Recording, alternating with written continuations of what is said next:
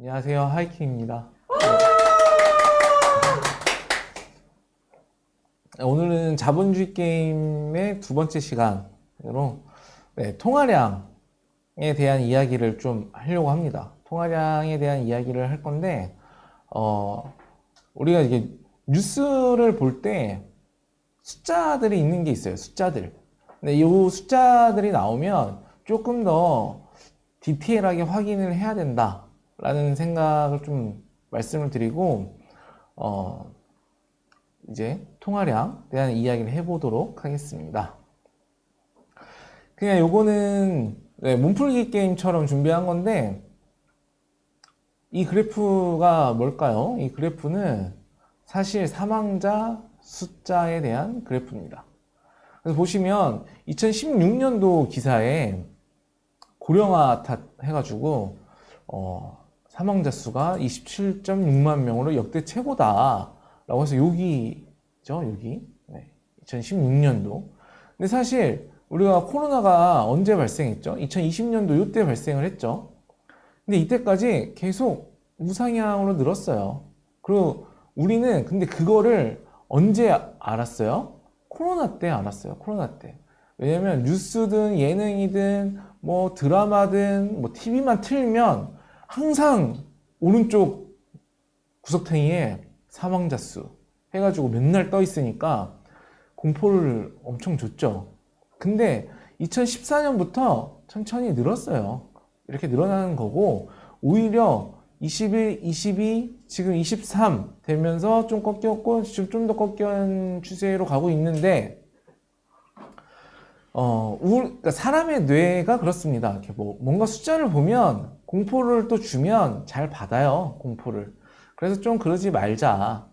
좀 이걸 좀 확인하면서 했으면 좋겠다라는 걸로 몸풀기 게임으로 좀 갖고 와봤습니다. 그래서 원래 지금도 코로나 시대보다 더 높은 사망자 수를 보이고 있어요.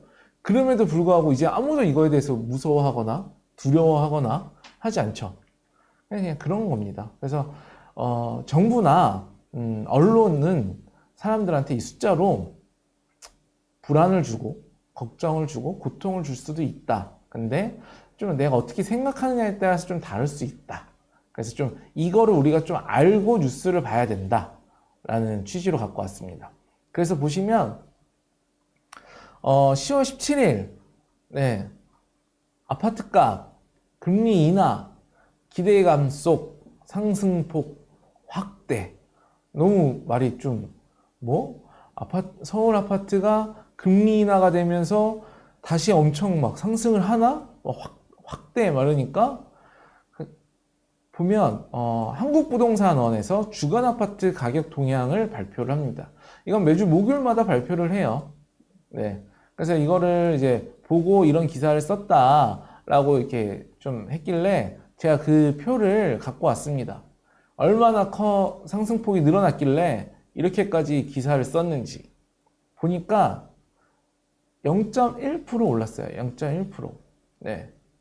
이 0.1% 가지고 이런 기사를 뽑아냅니다. 그래서 제가 하고 싶은 말은 뉴스에 숫자가 있으면 함정이 늘 있다. 그래서 그 함정에 속지 말자. 좀 그런 걸 알고 보시면 좋겠다. 그래서 이렇게 말씀을 드립니다. 또 10월 11일 보면 저 기사가 나오기 전에 10월 11일 통화 긴축 시대 3년 2개월 만에 끝났다. 기준금리 인하, 한국은행에서 기준금리를 인하를 했죠. 그래서 요거에 대해서 보시면 한국은행 기준금리 역대표예요. 역대표를 보면 최근 한 2년간 가파르게 상승했습니다. 역대 이렇게까지 빨리 올린 적 없을 정도로 가파르게 상승을 했습니다. 그래서 경제 교수네 학자네 이런 사람들이 나라가 망하네 경제 위기네 이런 이야기를 했던 때죠. 그래서 보면 지금 이제 요만큼 내린 건데 그거를 다시 이렇게 부동산 표랑 보면 문재인 시절 지나서 금리 엄청 올랐을 때 확실히 윤석열 정권 해가지고 좀 부동산 가격이 떨어졌어요. 그래서 이런 거를 좀 볼 수 있죠. 그러니까 우리는 학습을 좀 할 수 있습니다. 금리가 가파르게 오르면 부동산 가격이 떨어졌네. 일단 외에는 좀 뒤에서 이야기를 하고 이렇게 가파르게 오르니까 부동산 가격이 떨어졌네. 이런 걸 예측할 수 있고, 그러면 이게 떨어지면 반대로 어떻게 될까? 이렇게 좀 생각을 해볼 수 있습니다. 그래서 이복현 금감원장이 나타나서 기준금리 인하를 하고 한두 달 후면 수전 이상 대출이자 경감 효과가 생길 것이다 라는 말을 했죠.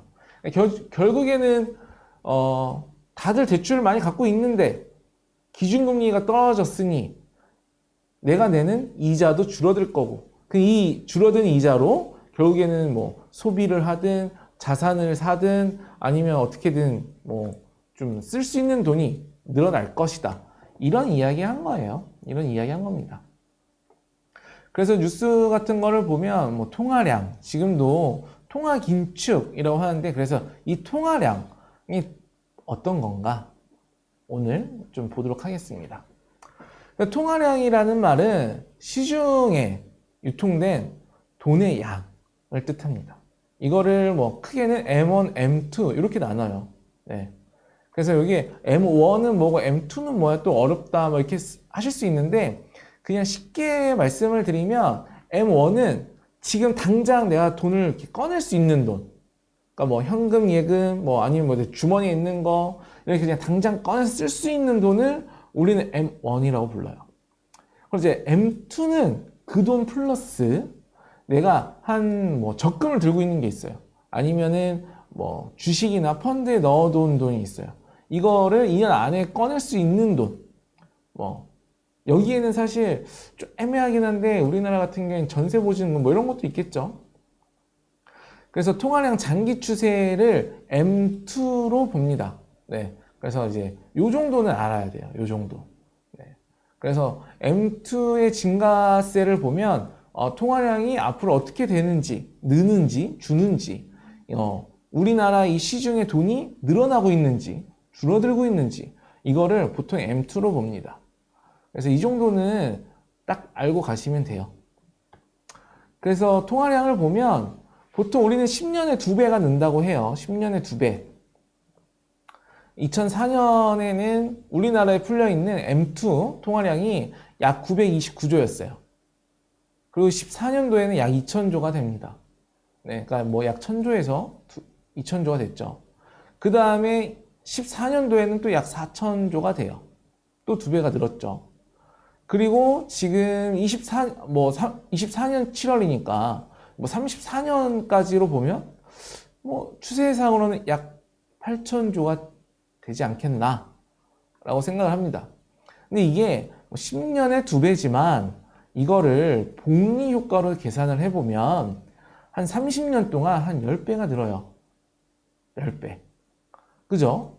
네. 약 1000조인데 8천조면 8배라고 생각하실 수 있지만 사실 지금 24년 7월이 아직 안 끝났잖아요. 우리나라 12월까지니까 이게 조금 더 늘어날 수도 있죠. 이게 5천조만 되면 여기는 뭐 1경이 되겠죠. 그러니까 30년이면 10배가 는다라고 생각을 하실 수 있습니다. 이게 약이기 때문에 조금씩 차이는 있어요.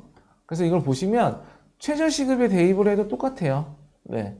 94년도 최저시급이 1085원이었대요. 네.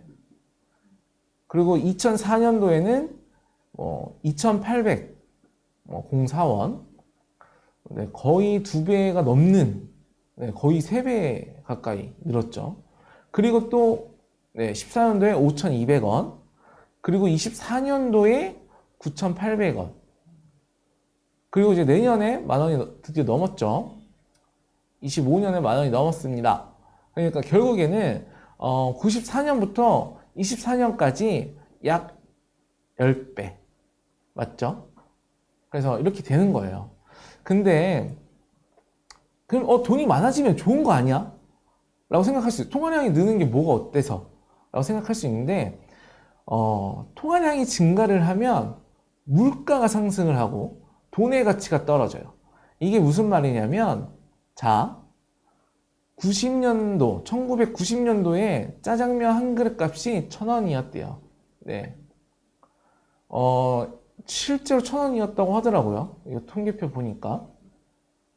그럼 2,000원에 1,000원으로는 2000년도에 1,000원으로 몇 그릇을 사 먹을 수 있나 봤더니 네, 한 반 개밖에 못 사 먹어요. 이해되시나요? 이게 이제 물가가 상승을 했고 이 1,000원이란 돈의 가치가 떨어졌다는 이야기예요. 1,000원으로 할 수 있는 게 이거밖에 없어요. 2010년도에는 짜장면 한 그릇 값이 한 4,000원 정도 했으니 네, 이 정도밖에 못 먹는 거예요. 그 20년도에는 이만큼밖에 못 먹어요. 이게 통화량이 늘고 네, 돈의 양이 많이 풀리면 풀릴수록 물가가 상승하고 돈의 가치가 떨어진. 이해되시나요? 이제 이 정도는 통화량이 늘면 물가가 상승을 하고 돈의 가치가 그만큼 떨어졌다는 거구나. 이렇게 이해하시면 돼요. 요즘 1,000원으로는 뭐 편의점에서 과자 봉지 하나도 못 사 먹잖아요. 그거랑 똑같은 거예요. 쉽게 이해하시면. 그래서 통화량이 늘면 물가는 상승하고 돈의 가치 떨어지는 거. 이거 진짜 중요한 거예요. 자본주의를 살아가는 데 있어서. 그래서 좀 이렇게 알고 계시면 되고, 그럼 이 통화량, 돈이 계속 늘어나잖아요. 아까 보셨잖아요. 10년에 2배씩 늘어나. 어떻게 이렇게 늘어나는 걸까? 라고 했을 때 넷플릭스 보니까 뭐 종이의 집이라는 드라마, 영화 이런 거 보면 막 조폐공사 가서 막 돈을 막 찍어내요. 근데 이렇게 돈을 이렇게 늘어나는 건가? 막 한국은행이 돈을 막 찍어내나? 은행이 막 돈을 찍어내나?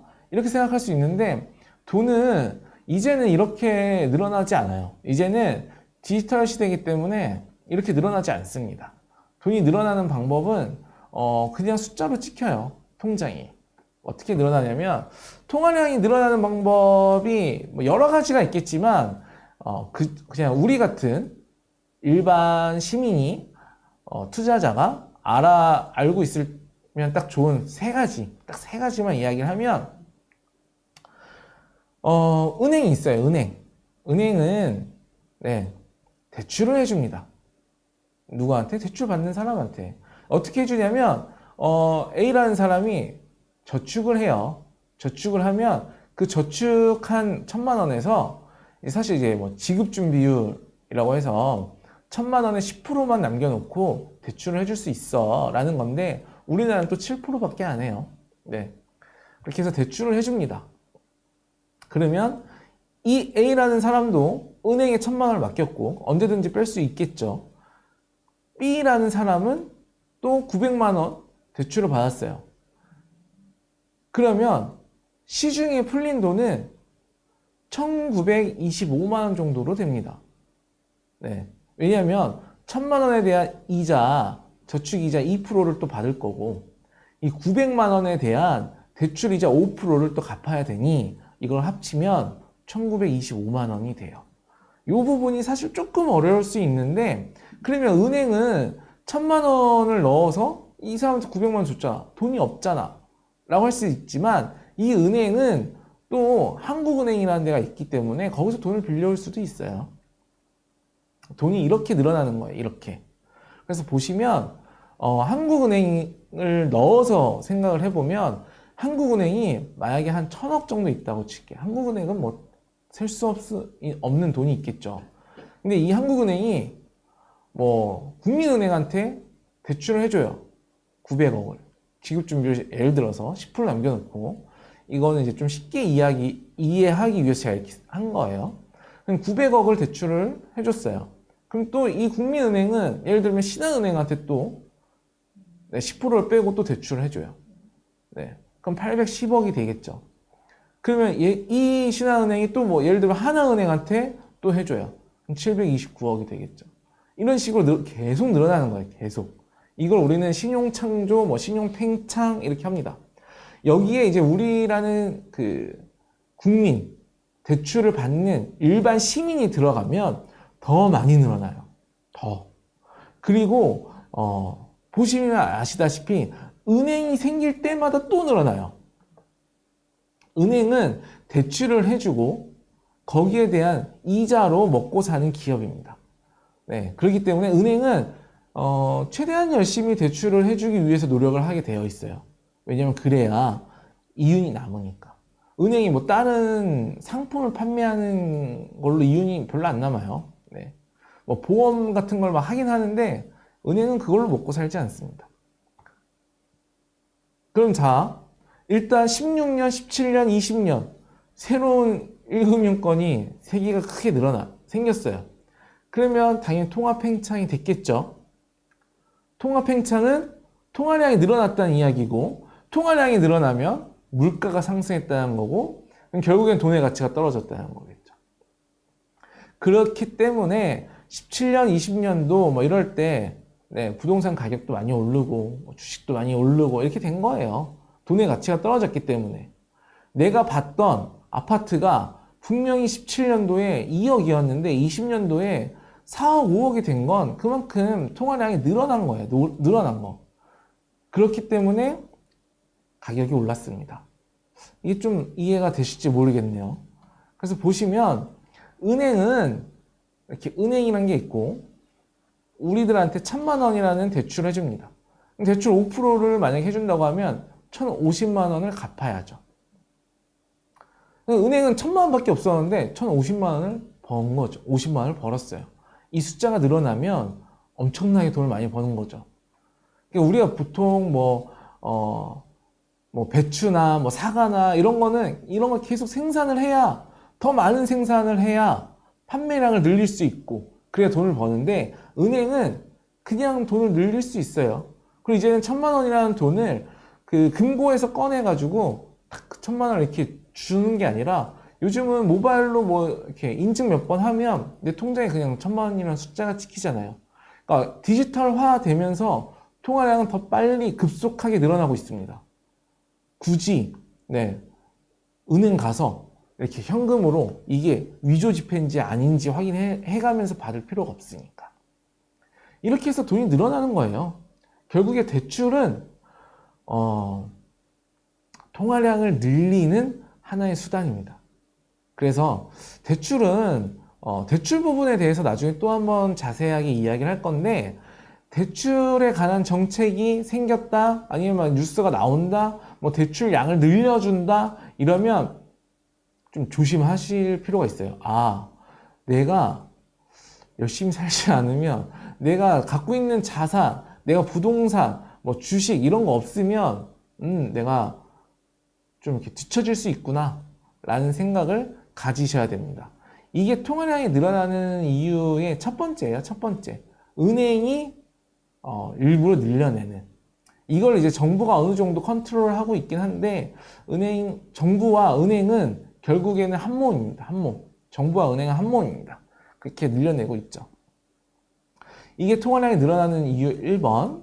근데 이제 2번을 보시면, 2번은 정부예요, 정부. 네.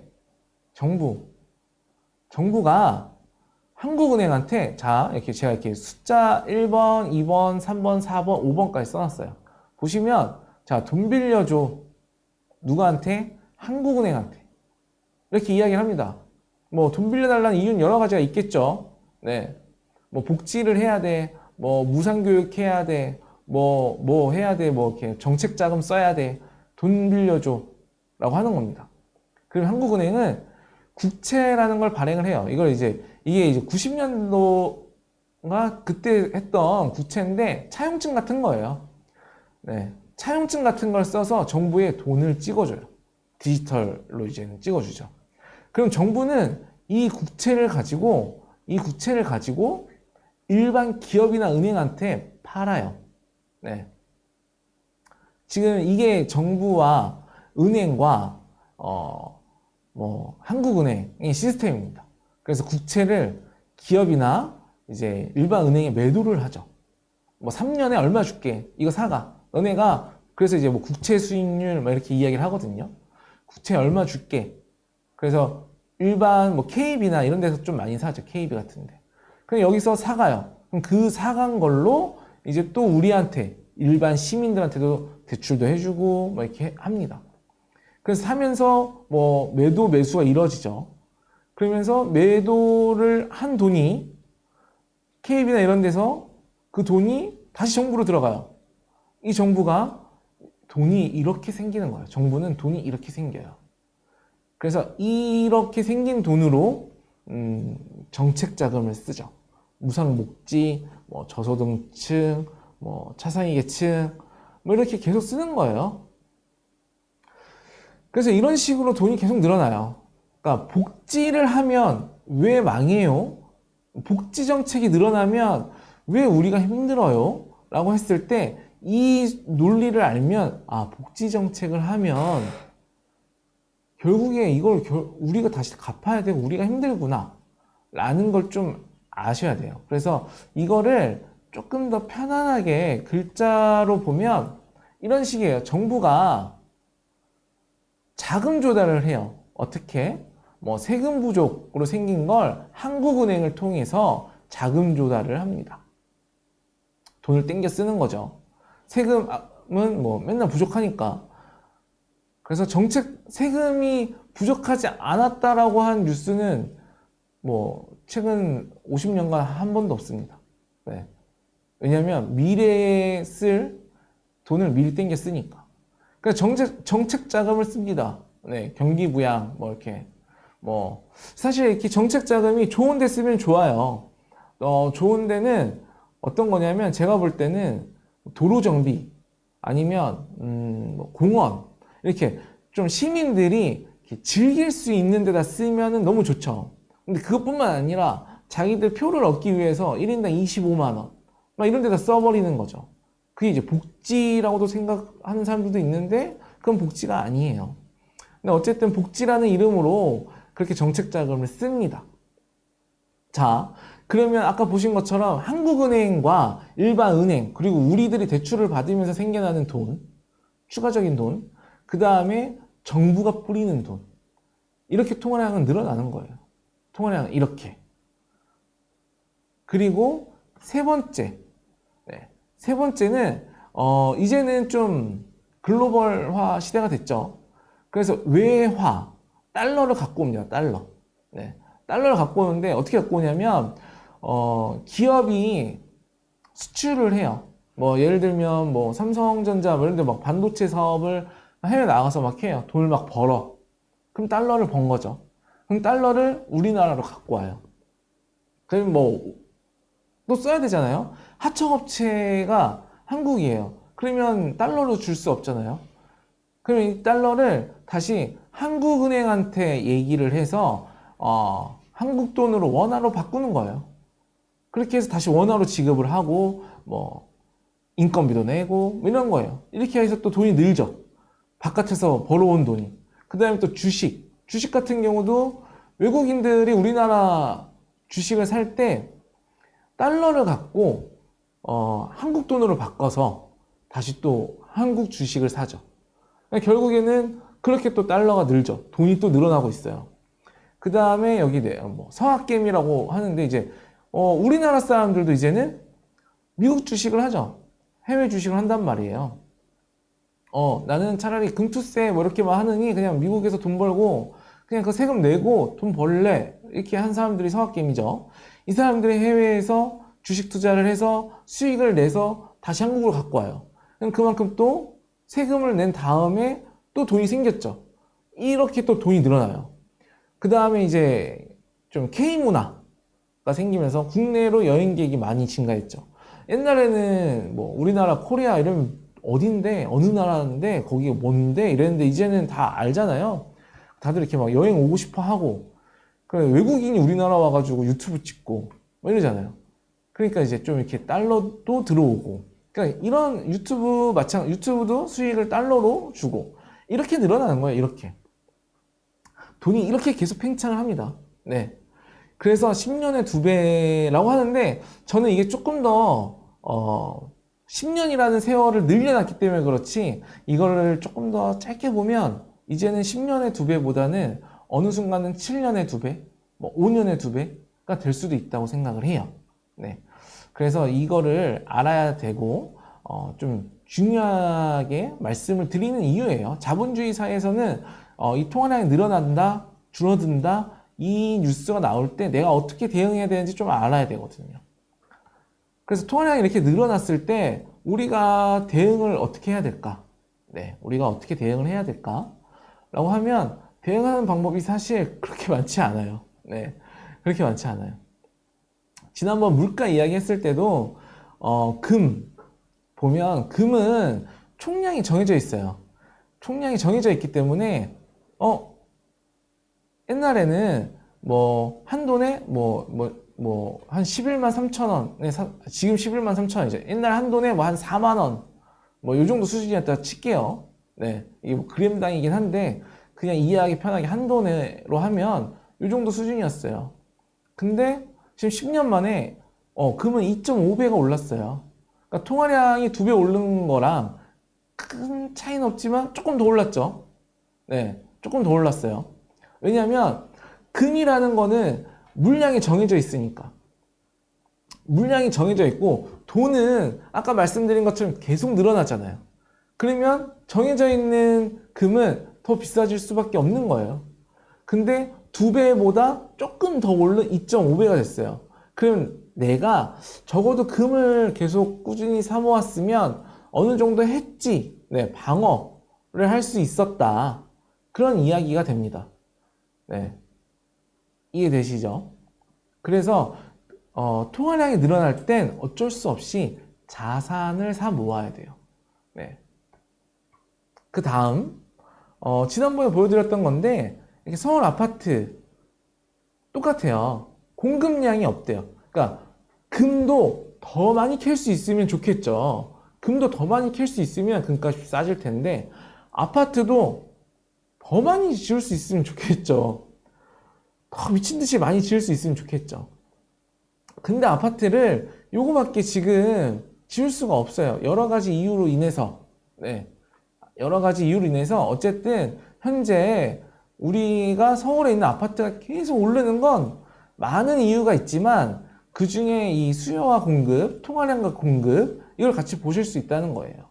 보시면 통화량, 돈은 10년에 2배씩 늘어나는데 아파트가 2배, 3배 늘어났다면 서울에 가격이 오르지 않았겠죠. 그리고 이렇게 계속 떨어지니까 공급량은 없으니 오르는 거. 이거를 이렇게 보시면 이제 조금 이해가 되실 거예요. 2018년도에는 26대 1이었던 청약 경쟁률이 올해는 283대 1이 됐대요. 네. 이게 결국에는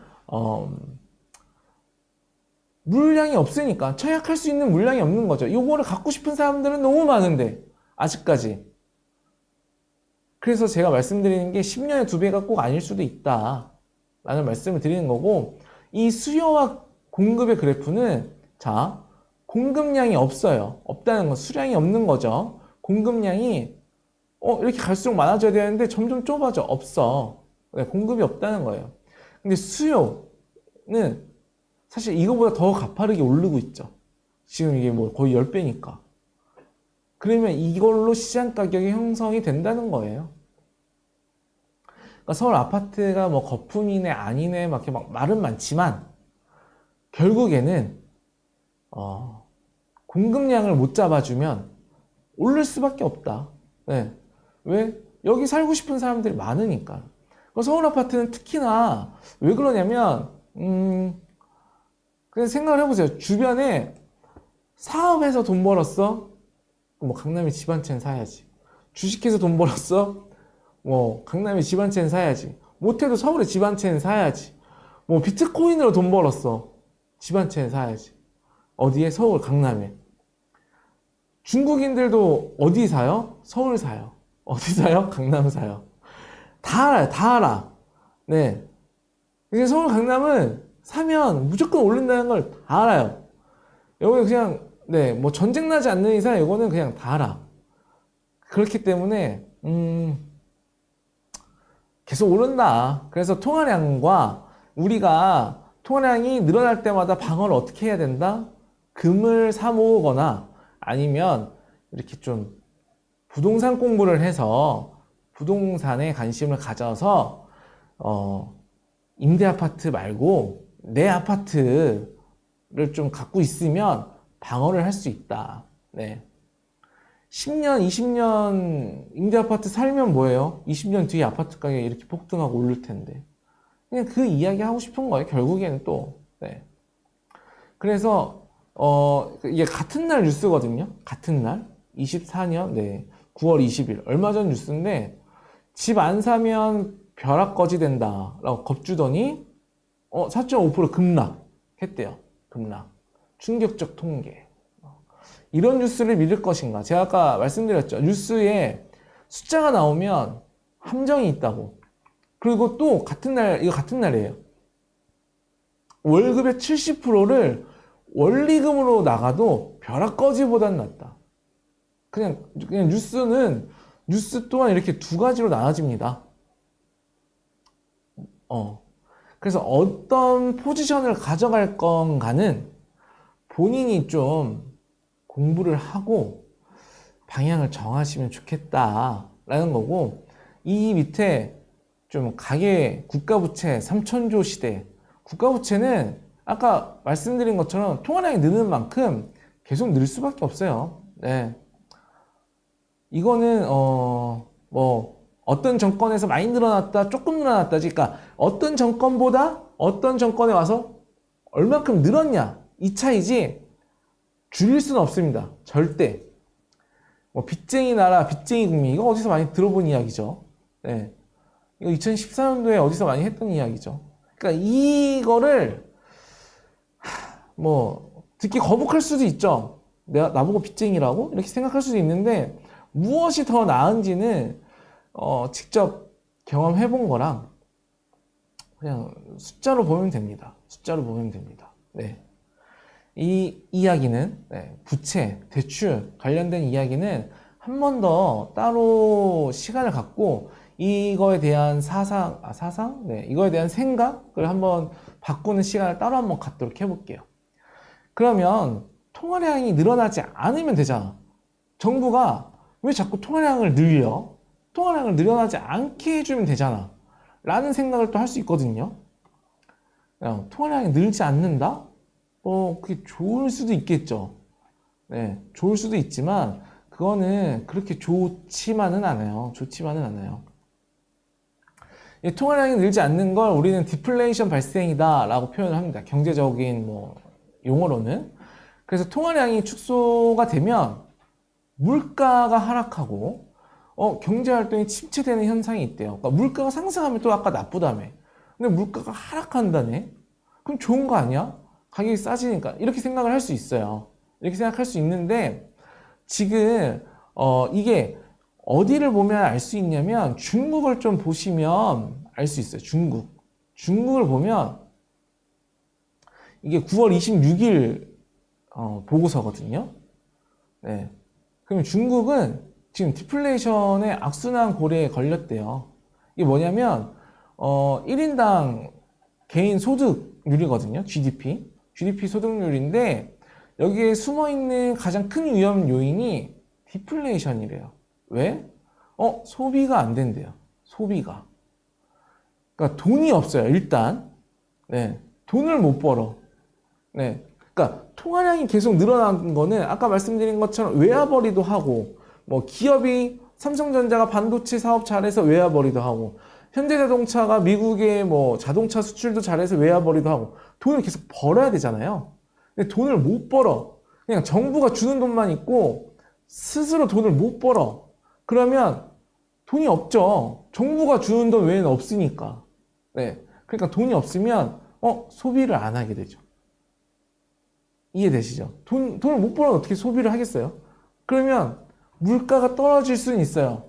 근데 이 떨어진 물가를 내가 살 돈이 없어요. 돈이 없다고. 그러면 결국에 경기 침체가 되겠죠.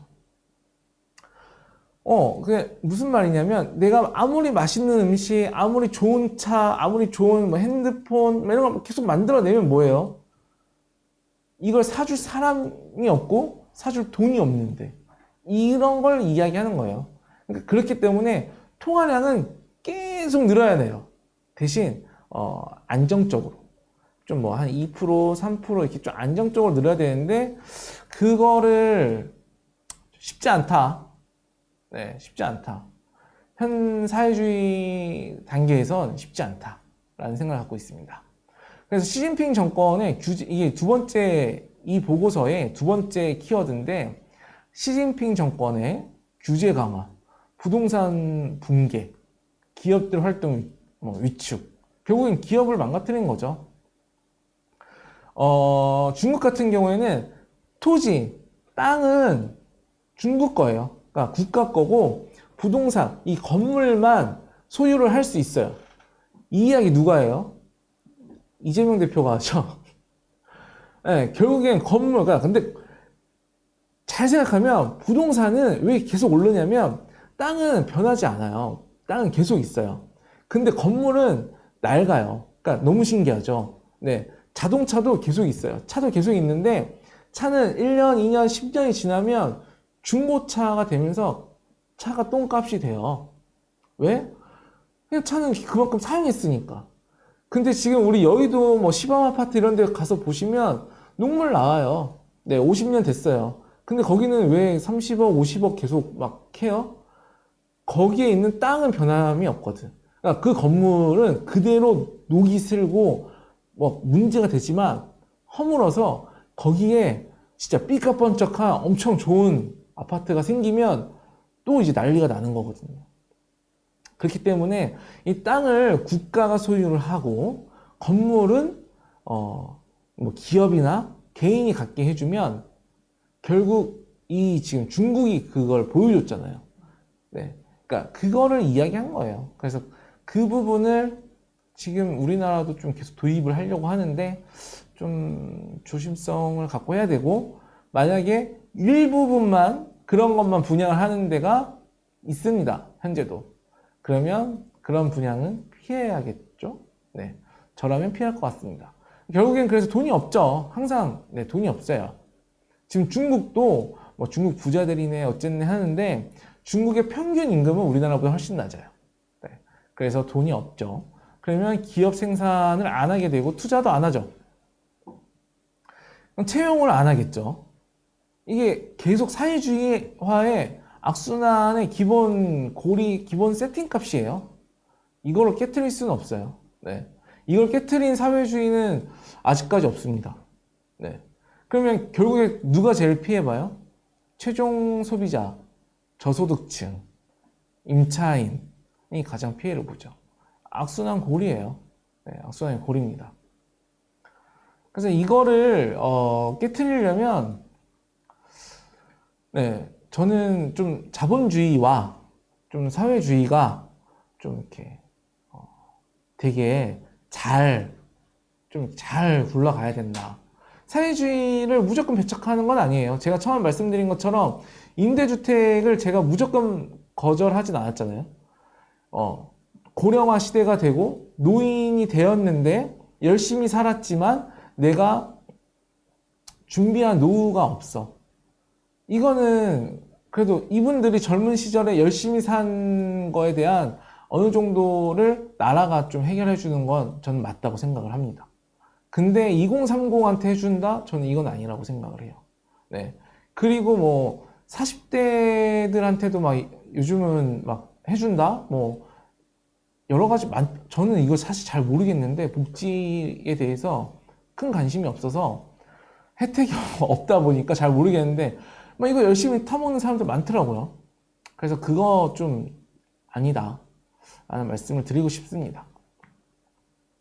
그래서 이제 마지막으로 이야기하면 경제 뭐 노벨상 받은 뭐 밀턴 프리드먼이라는 사람이죠. 일단 되게 유명해요. 그냥 요거는 그냥 한번 같이 읽고 가면 좋을 것 같아요. 정부가 국채를 발행하고, 이제 아까는 좀 어려울 수도 있는데 이해가 되시죠? 그러니까 정부가 국채를 발행한다는 건 중앙은행한테 돈을 빌려오고 라는 뜻이에요. 국채를 발행하고 공공지출, 복지죠. 복지 정책을 늘리면 화폐 공급량이 늘어난다. 그리고 통화량이 늘어난다는 뜻이죠. 그러면 인플레이션, 물가 상승은 피할 수가 없다는 이야기입니다. 네. 그러면 재정지출 정책은 장기적으로 길게 봤을 때 결국 물가 상승을 초래하고, 또 정부가 민간이 해야 할 사업을 빼앗으면 네, 이 구축 효과 때문에 장기적으로 경제를 살리는 효과가 없다. 이거 어떤 이야기예요? 부동산. 네, 정부가 민간, 네, 일반 민간 뭐 대기업이 할 수도 있지만 아니면은 우리처럼 다주택자 이런 사람들이 할 수 있는 거죠. 네, 이렇게 민간이 해줄 수 있는 사업을 자꾸 정부가 하겠대요. 정부가. 결국엔 장기적으로 경제를 망가뜨리는 이유 중에 하나입니다. 그래서 가장 나쁜 자유경제 시장일지라도 가장 좋은 정부보다는 뭐 좋다 이런 말을 해놨고, 정부는 작아야 된다. 네, 이 말이 뭐냐면 정부가 너무 많은 거를 컨트롤하려고 하면 결국에는 망한다는 거예요. 그러니까 작은 정부가 결국엔 좋다, 작은 정부가 잘 산다, 이거를 보여주는데 어디예요? 미국이에요. 미국 주마다 좀 다 다르잖아요. 주마다 법도 다르잖아요. 그러니까 약간 미국이라는 중앙 정부는 있지만 각 주마다 행할 수 있는 것들을 좀 다르게 해놨기 때문에 결국 그게 모여서 결국에는 미국이라는 나라가 좀 강대해진다고 저는 생각을 합니다. 결국에 공짜 점심은 없다, 이 말이에요. 우리가 복지 뭐 꽁돈, 나라 눈먼 돈 이렇게 말하는데 결국 돌고 돌아서 결국 그 화살은 나한테 옵니다. 그래서 저는 통화량에 대한 이야기를 했지만 결국 또 정치랑 관련된 이야기를 할 수밖에 없어요. 네. 그래서 결국 이렇게 사회주의냐, 뭐 자본주의냐 이런 거, 그다음에 뭐 통화량, 네, 뭐 이 결국에는 사회주의를 좀 경각심을 가지셔야 된다. 이런 이야기를 하면서 이 자본주의 두 번째 시간 통화량에 대해서는 오늘 여기까지 하도록 하겠습니다. 네, 감사합니다.